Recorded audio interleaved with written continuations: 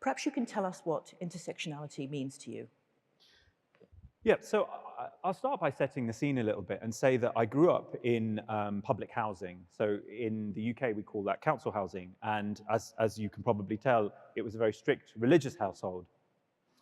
But I also grew up in a population that was majority black and brown, and in London, in a poor suburb of London. And I became the first person from my school to go to Oxford University. And I don't say that as a point of pride. I think it's an indictment on British society, but we can talk about class later. When I got there, I was confronted by the fact that I was routinely the only non-white person in the room.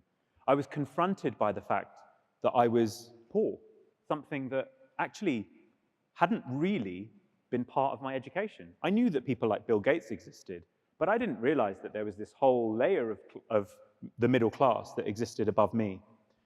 I didn't drink. And for anyone who is British in this room or has seen a British university, you can imagine what that was like. And I was coming to terms with my sexuality. And so there were all of these different parts of my identity.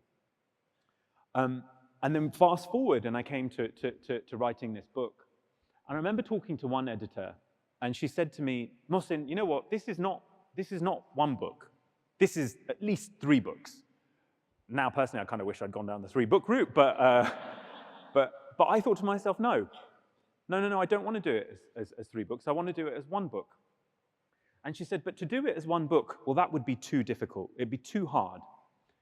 And that phrase, too difficult, too hard, it really stayed with me because I thought to myself, if I can't commit this to paper successfully, what chance do I have of living it successfully?